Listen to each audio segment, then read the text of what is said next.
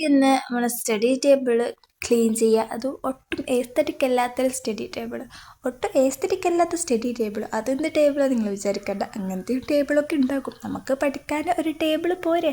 അപ്പോൾ ഇത് കുറേ കൊല്ലങ്ങളായൊരു ടേബിളാണ് കേട്ടോ. എൻ്റെ ഉമ്മാമ്മൻ്റെ പണ്ടത്തെ ഡൈനിങ് ടേബിളാണ് കേട്ടോ എനിക്ക് സ്റ്റഡി ടേബിളായിട്ട് തന്നത്. അതുകൊണ്ട് അതിൻ്റെതായ കുറേ പ്രശ്നങ്ങളൊക്കെ സ്റ്റഡി ടേബിൾ കാണുന്നത്. ഇത് ഉടനായതുകൊണ്ട് കുറേ സൈഡിൽ നിന്നൊക്കെ പറഞ്ഞു വരുന്നുണ്ട്. പിന്നെ മഷിയായിന് അങ്ങനെയൊക്കെ ഉണ്ട്. പിന്നെ പഠിക്കാൻ എനിക്കൊരു ടേബിൾ വേണമെന്ന് പറഞ്ഞ നേരം ഇതെനിക്ക് എടുത്തു തന്നെയാണ് കേട്ടോ. അപ്പോൾ ഞാൻ എനിക്കാവുന്ന രീതിയിൽ ഞാൻ അങ്ങ് ചെറിയൊരു മേക്ക് ഓവർ ചെയ്തിരുന്നു കേട്ടോ.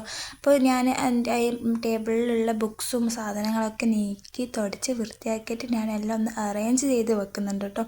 അപ്പോൾ ഇതാണ് കേട്ടോ എൻ്റെ ടേബിൾ. എസ്തറ്റിക് ആക്കണോ എന്നുള്ളൊരാഗ്രഹമുണ്ട്. നിങ്ങൾ പറ ഇതെങ്ങനെ ഈ ടേബിൾ ഒന്ന് മാറ്റണമെന്നൊക്കെ. പുതിയത് വാങ്ങാനുള്ള ബഡ്ജറ്റ് നമ്മളെ അടുത്ത് ഇല്ലാത്തത് കൊണ്ടാണ് നമ്മളിപ്പോൾ തൽക്കാലം ഇതിലോടൊന്ന് ഒതുങ്ങി നിൽക്കുന്നത്. അപ്പോൾ ഇതൊക്കെയാണ് കേട്ടോ എൻ്റെ ജേർണൽ ബുക്സും ടു ഡു ലിസ്റ്റും എല്ലാം.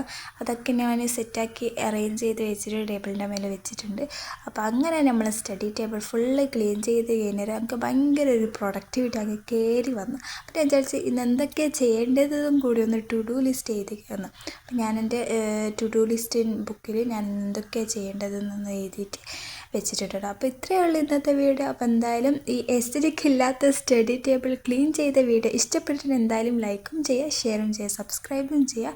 അപ്പോൾ എല്ലാവരും ഒന്ന് സപ്പോർട്ട് ചെയ്യണം. അപ്പോൾ എന്തായാലും അടുത്ത വീഡിയോ കാണാം. Stay tune. ബൈ.